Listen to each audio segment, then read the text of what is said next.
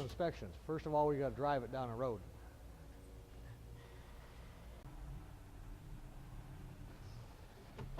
Basically, on a road test, we're going to check for rattles and squeaks and stuff like that. Make sure it's not pulling, front end's not pulling. Make sure engine, transmission, everything is working properly the way it should. I usually go down a rough road to check for squeaks and rattles and stuff like that, and then take it out on the highway and check the cruise control and stuff like that on it. You can also listen for engine noises and make sure the performance is okay on it and stuff like that. While you're doing a road test, I usually check the AC functions, make sure it's switching, from floor to vent to defrost and all that stuff like the functions of the air conditioning control system, make sure heater works.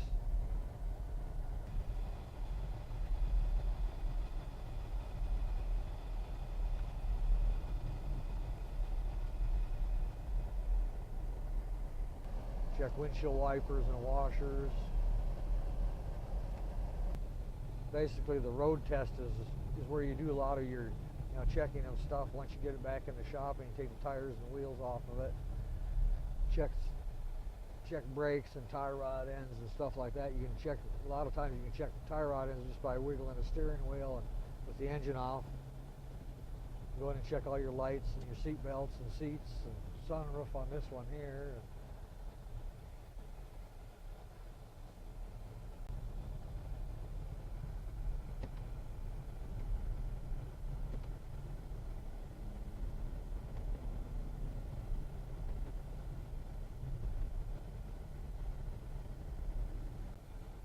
Do a quick stop here, so make sure the brakes aren't pulsating, you aren't hearing any grinding or any noise from the brakes. Check the cruise control, make sure it sets, make sure it resumes and everything.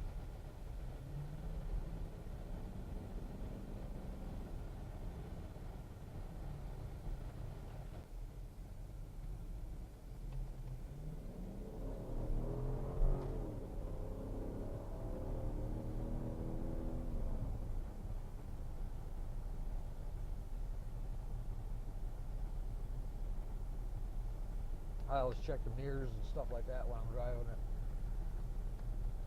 instead of just taking it out and driving it. You get a lot done on a road test.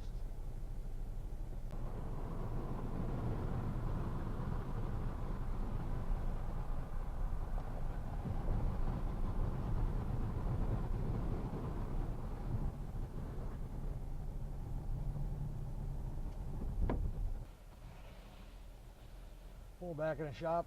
Now let's check the lights.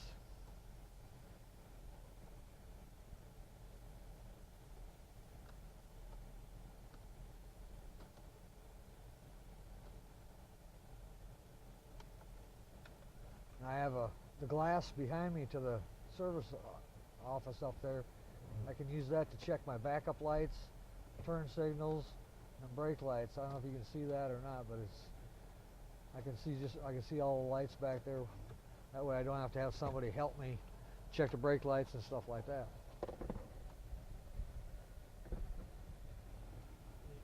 I always leave the lights on when you're going around, when you do a walk around on the car, because that way you can tell if you've got a busted lens or anything like that too.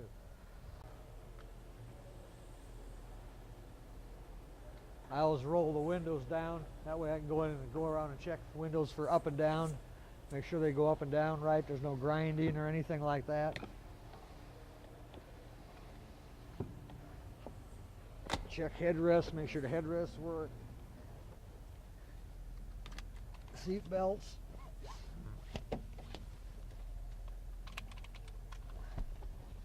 Center console.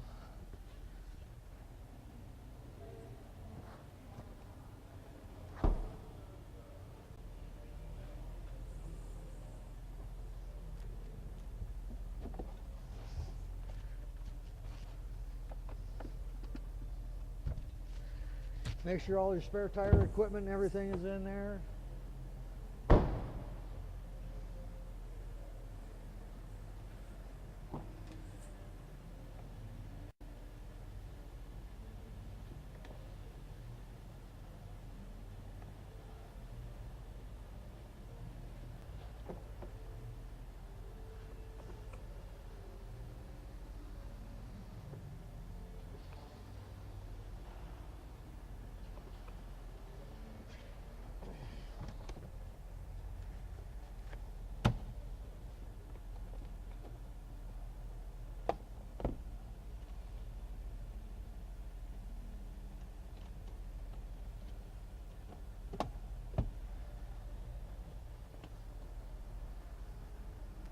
Check all seat operations. We know the seat belts work.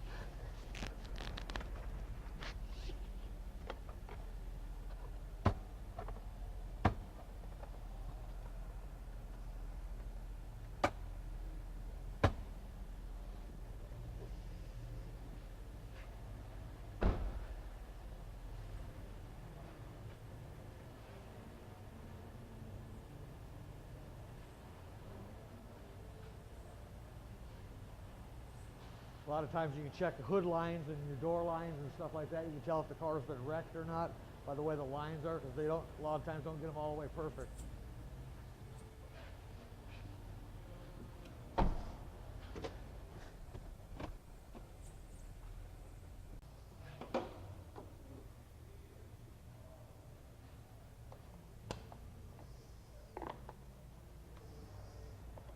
Check all your fluid levels.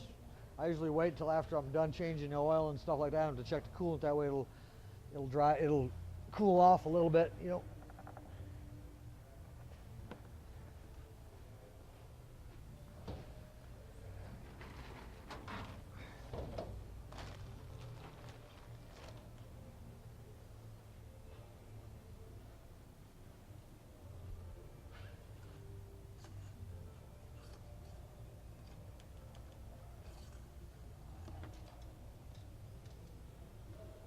Fluid looks pretty good in red. You smell it. Make sure it doesn't smell burnt. Check the belt. See, make sure there's no cracks or anything in the belt. Don't see any leaks up front here. Check your hoses.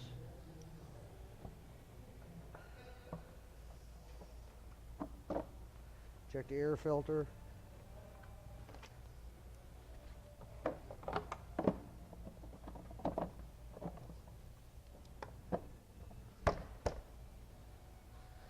And we'll leave the hood up because we're usually doing an oil change on it.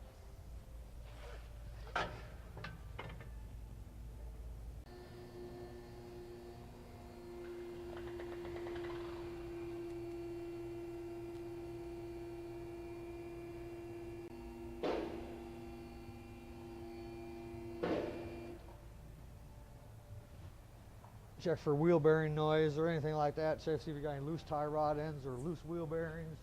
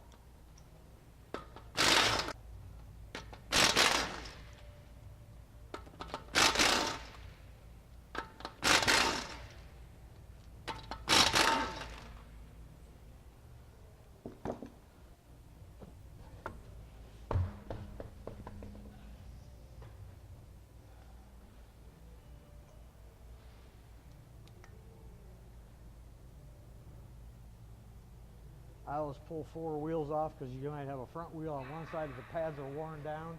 So I always go in and check them.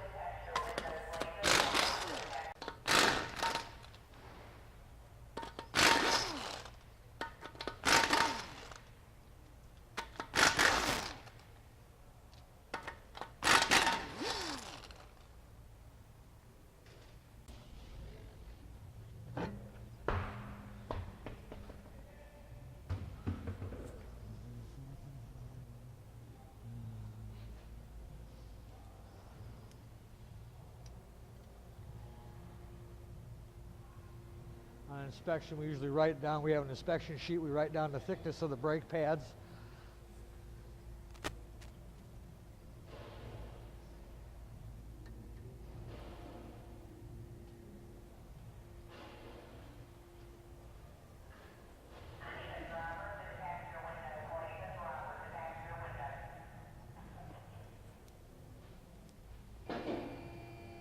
Raise it up in the air and check for leaks and anything that looks peculiar, like it's been run over a rock pile or anything like that.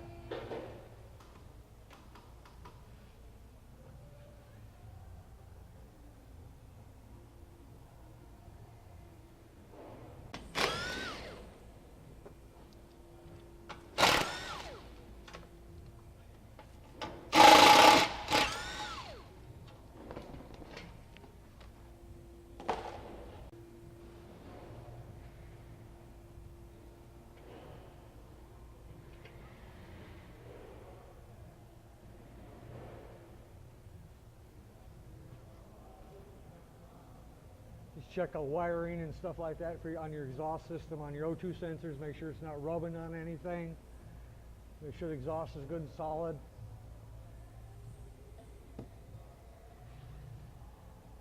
Check fuel tank. Make sure there's no leaks on the fuel tank. Make sure everything's tight back here. No leaks on the differential, you know, tie rod ends, wheel speed sensors.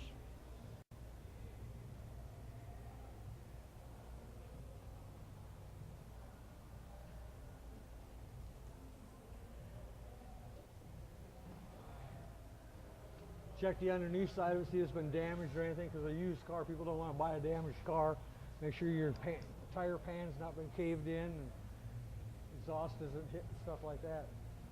Could create a rattle down the road, and we don't want customers coming back for the rattles.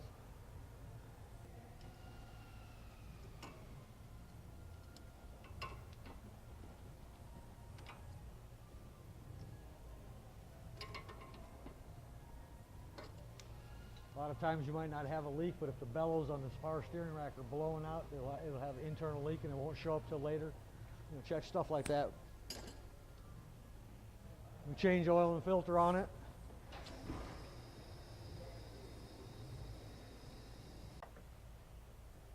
Basically what we do, we check everything that you do on a new car to make sure everything's okay when it comes from the factory, because to have a certified used car, it has to be, you know, it has to be warranted. And that's pretty much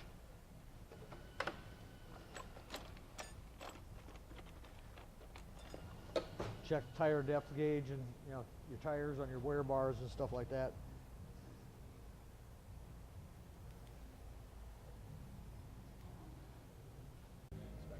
All of our cars, the used cars that we get in here, we completely go through them, and if there's anything wrong with them, used car department, we let the used car department know, and then 99% of the time they fix it. If it's too much, you know, if there's we find something wrong, like it's been wrecked or something like that, they won't put it on the lot.